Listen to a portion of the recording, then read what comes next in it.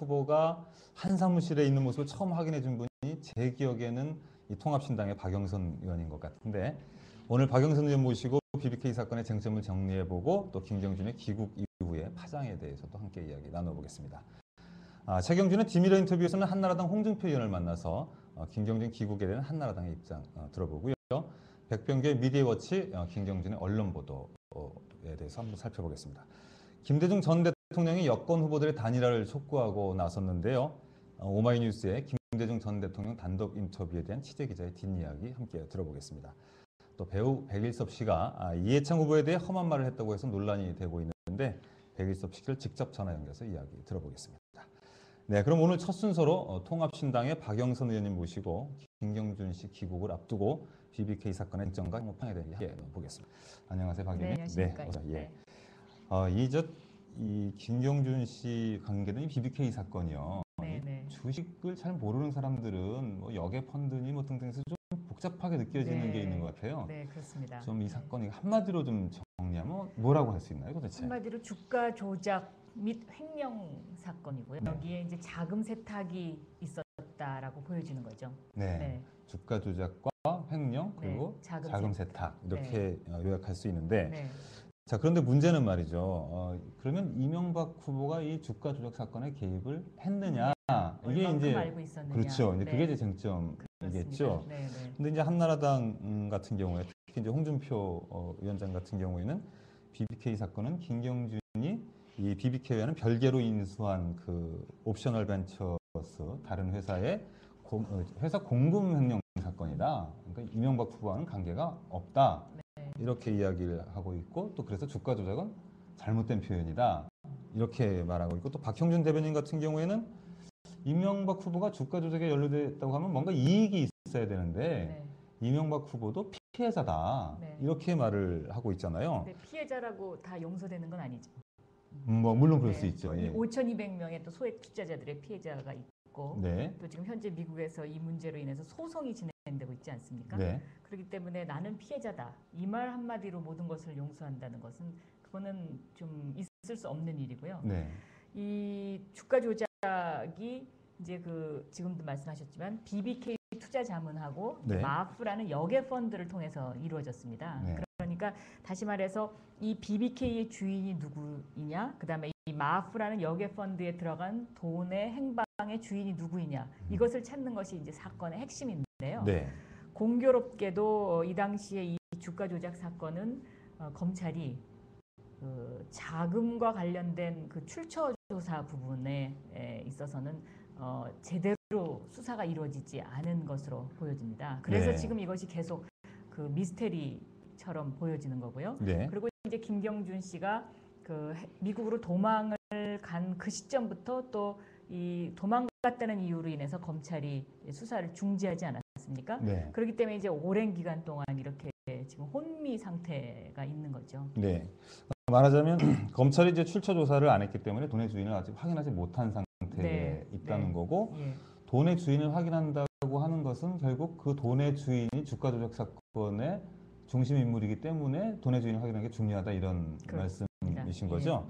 근데 그러면 또 하나 이제 쟁점이, 그러면 BBK 돈의 실제 주인이 누구냐, 이명박 후보냐, 이 점이 이제 중요한 쟁점이잖아요. 그런데 그런 것을 뒷받침하는 각종 서류가 있습니다. 있다고 이제 말씀을 하셨는데, 한나라당 쪽에서는 그게 다 뭐 조작된 거다. 김경준이 얼마나 이 기가 막힌 사기꾼인데 그런 소리를 하느냐. 뭐 김경준이 사기꾼이라고 한나라당이 주장을 하는데요. 사실 그런 기준에서 보면 이명박 후보도 전과 14범입니다. 그러니까 사실 뭐 누가 사기꾼이기 때문에 이것은 그 사람이 다 사기를 쳤을 것이다라고 100% 얘기하는 것은 옳지 않다고 보고요. 그리고 이것이 만약에 그 위조됐거나 이러면 국립과학수사연구소에서 이것이 위조된 것인지 아닌지를 밝히면 되는 것 아닙니까? 확인해 보면 된다. 확인해 보면 되는 거죠. 이제 가장 그 증거 중에 하나가 이 BBK 투자 자문의 정관이 2000년 6월달에 바뀝니다. 그러니까 이제 당초에는 이것이 이제 그 김경준이라는 사람의 것이었었는데 정관이 바뀌면서 이 바뀐 개정 정관 30조를 보면은요. 이명박 후보 관련 회사인 LK이뱅크와 이뱅크의 증권의 그 정관과 똑같습니다. 똑같은데 그 내용이 어떤 것이냐면 과반수의 결의에 의회는 발기인인 이명박 및 김경준이 참석해서 의결권을 행사하거나 네. 이명박 및 김경준이 지명한 이사가 의결권을 행사하여야 한다라고 네. 이렇게 명기가 돼 있습니다. 이명박이라는 이름이 딱 들어가 그렇습니다. 있는 거네요. 네. 예. 그러니까 다시 말하면 이명박 후보가 이사회를 장악할 수 있도록 정관이 바뀐 것이죠. 네. 여기에 대해서 이제 그 한나라당은 이것이 위조된 것이다라고 이야기를 하는데요. 네. 그렇다면은 왜 이 김경준 씨가 이명박 후보에게 유리한 정관 개정을 해줬을까요? 이것은 상식적으로 좀 납득이 안 됩니다. 네. 그다음에 이제 두 번째는요. 그 심택이라는 회사가 BBK에 투자했다가 손해 보니까는 돈 돌려달라 그러면서 네네네. 소송을 하지 않습니까? 네네. 그래서 이제 이 심택이 소송을 하니까 법원이 이명박 후보 재산을 가압류하거든요. 네. 그러니까 이 가압류했다는 것 자체가 이명박 후보가 뭔가 이 연관이 있다고 법원에서 본 것이죠. 네. 그리고 이 심택이 가압류를 해오자 이명박 후보가 이 문제를 해결해달라고 김경준에게 편지를 보냅니다. 네. 그런데 이 편지에 자필 서명이 있습니다. 네. 자필 서명이 있고요. 이 편지를 보낸 시점이 2001년 11월 달입니다. 네. 그리고 이 편지가 그 김경준에게 도착을 하고 나서 얼마 안 있다가 심택 사건이 해결이 되거든요. 네. 돈을 갚아줍니다. 네. 그럼 왜 갚아주겠습니까? 그러니까 이런 것도 하나의 증거일 거고요. 예. 또 하나은행도 이 BBK의 바뀐 정관을 확인을 하고, 네. 그러니까 이명박 후보가 이제 그 이사회를 장악했다는 정관을 확인을 하고 투자 결정을 했다는 그 보고서가 있지 않습니까? 네. 그러니까 이런 것들이 이런 정황들이 이명박 후보가 BBK의 주인일 것이다라고 생각하는 것들이고요. 네. 또 이게 이제 그 월간중앙 인터뷰 내용이거든요. 네. 월간중앙 인터뷰에서 BBK를 창업했다고 네. 본인 이야기를 했습니다. 예. 그런데 지금까지 한나라당이 이것이 오보다라고 얘기를 하지 않았습니까? 예. 그런데 어제 이 월간중앙에 이 기사를 쓴 윤석진 차장이 예. 이게 오보 아니다라고 네. 지금 이야기를 해주고 있었고요. 예. 이 시절에 저도 취재를 했습니다. 예. 2000년 제가 11월 달로 기억이 되는데요. 네. 이 시절에 저도 그 삼성생명 빌딩 시청 앞에 있는 삼성생명 빌딩에 김경준과 BBK 사무실에 이명박 후보가 함께 있는 장면을 촬영했고요. 두 사람이 사무실에 같이 있는 장면이었죠? 촬영을 했고요. 그리고 그 촬영을 하는 과정에서 이명박 후보가 그 당시 이제 새로 우리나라에 도입된 주식거래 기법인 아비트리지 거래, 그러니까 네. 차익 거래에 대해서 설명을 했거든요. 네. 설명을 하면서 저한테도 이 펀드에 가입을 하라고 했습니다. 근데 그 펀드가 바로 마프 네. 펀드입니다. 그러니까 마프라는 게 MAF인데요. 이게 밀레니엄 아비트리지 펀드의 약자입니다. 아, 예. 마프라는 이름이. 네. 예. 네. 근데 저한테 그 아비트리지 거래의 귀재가 바로 김경준이라고 소개까지 했었거든요. 가입하셨으면 피해가 되실 뻔하셨네요. 그렇죠. 네. 네. 네. 그러고선 지금 마프가 뭐냐 이렇게 질문을 하니까 마프는 마포 해장국이냐 뭐 이러면서 너새를 떠는 이런 네. 후보는 저는 박 의원님께 이 권유했던 그 펀드의 이름을 기억하지 못하고 있는 것처럼 했다 이런 그렇죠. 얘기죠. 마포 해장국이냐고. 참 그걸 보면서 제가 네. 저래서는 정말 안 되겠다. 이거는 정말 진실이 밝혀져야 되겠다. 네. 저희가 어떻게 거짓말 후보를 대통령으로 뽑겠습니까? 그러면 이 나라가 어떻게 되겠습니까? 거기에 저는 문제의식이 있는 겁니다. 예. 네. 이 정황으로 보면은 뭐 거의 심중으로 이제 우리가 이명박 후보가 주인이겠다 이런 생각을 하게 되는데 본인이나 네. 또 한나라당은 뭐 서류도 위조된 거다, 뭐 조작된 거다, 네. 아니다 이렇게 말을 하니까 결국 필요한 거는 그러면 확인하는 것인데 이제 검찰이 그 자금 추적, 계좌 추적을 해야 되죠. 네. 계좌 추적을 해야 되는데 이제 저희가 이 검찰 수사에 있어서 의문점을 표시하는 부분의 하나는 검찰이 압수수색을 했습니다. 계좌 추적을. 예. 그것도 2006년 작년 3월 달에 했더라고요. 예. 그러니까 미국 법원의 요청에 의해서. 예. 그랬는데 해필이면 저희 당의 서해석 의원이 이것을 얘기를 했었는데요. 네.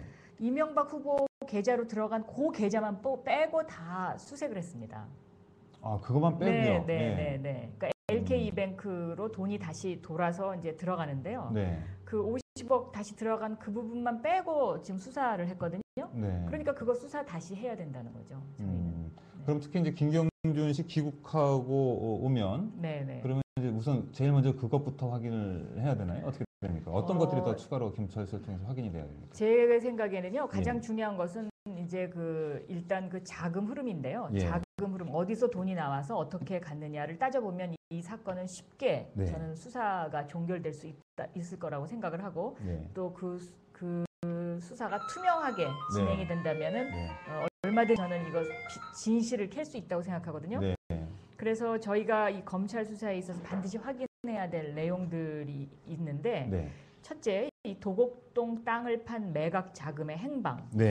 그리고 다스 투자금이 어디서 왔는지. 네. 다스가 190억을 투자하지 않습니까? 네네. 근데 이 다스라는 회사는 다 이명박 그 후보가 주인일 것이다라고 추측을 하는 것이죠. 예. 지금 그런데 이 다스의 돈이 190억이 어디서 왔느냐, 이 네. 행방을 좀 반드시 따져봐야 될 것 같고요. 예. 이 BBK 투자자들의 투자 경위와 자금 출처도 좀 볼 필요가 있습니다. 왜냐하면 이 BBK 투자자들이 대부분 다 이명박 후보와 같은 대학교 동문이거나 아니면 친인척들입니다. 네. 그래서 이명박 후보가 돈을 빌려줬을 가능성도 있거든요.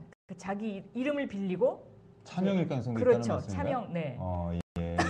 그럴 가능성도 지금 배제할 수 없는 상황입니다. 예.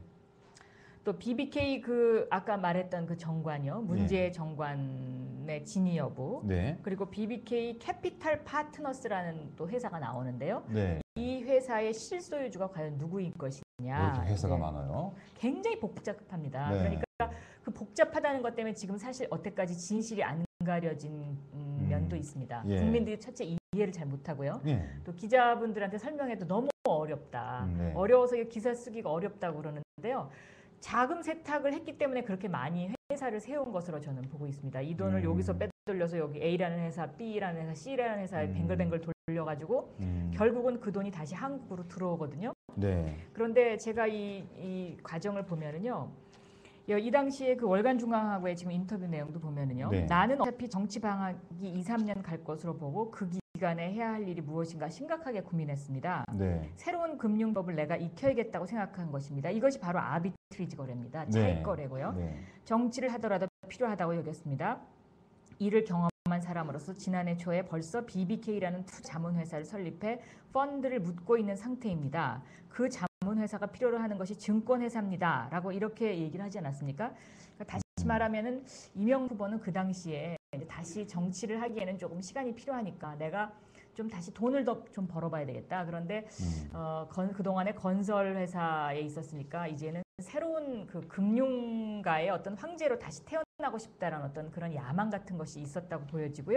예. 궁극적으로는 이 증권회사 면허를 따기 위해서 이런 일을 한 것이 아닌가 여겨집니다. 네. 그러니까 맨 마지막에 이뱅크 증권 중개회사라는 것을 설립을 하거든요. 예. 그런데 이제 나중에 실패하고 말았죠. 예. 그런데 왜 그러냐면 증권회사 하나 면허를 따면 이 증권회사 면허값만 5천억입니다. 면허 자체만으로요? 네, 면허 자체만으로. 어허.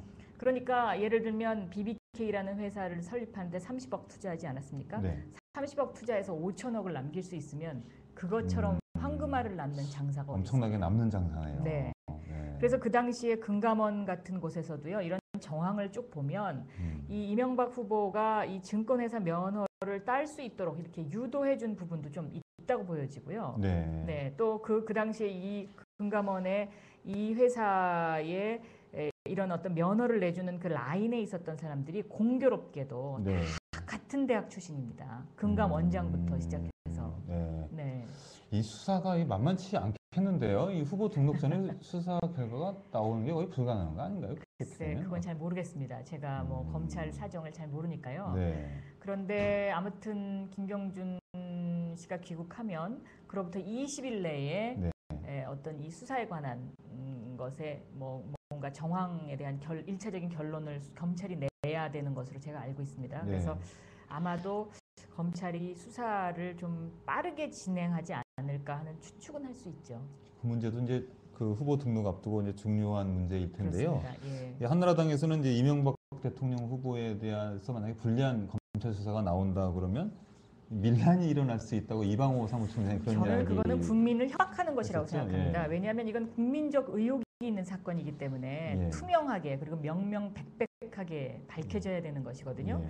그리고 그 이방호 사무총장은 김경준 씨가 17일 날 귀국할 것이다 라고 아주 호언장담하면서 이야기를 했는데 네. 그것이 그 검찰로부터 들은 정보라 그래요. 그러면 네. 한나라당에서 어떻게 그 귀국 날짜까지 알고 있습니까? 그러니까 저는 지금 검찰의 그런 어떤 그 김경준 씨의 취재를 거의 봉쇄하다시피 하는 네. 이런 호송 작전, 이런 것들이 저는 오히려 검찰이 지나치게 한나라당 눈치를 보는 것이 아니냐. 네. 만인은 법 앞에 평등해야 되는데 네. 다른 경제사범이 들어올 때 이렇게 하지 않았거든요. 네. 그리고 그 어느 누구도 귀국할 때 이렇게 되지 않았습니다. 예. 그런데 이것은 한나라당이 지나치게 지금 협박하고 있는 것이다. 국민을. 네. 그리고 또 언론을 협박하고 있는 것이다. 언론의 재갈을 물리는 것이다. 저는 그렇게 보고 있습니다. 박영선 의원님도 이 손해배상 청구 소송 당하지 않았어요? 그랬습니다. 예. 그, 저는 예. 적반하장이라고 생각합니다. 네. 네. 소송 자신 있으세요? 어떻게?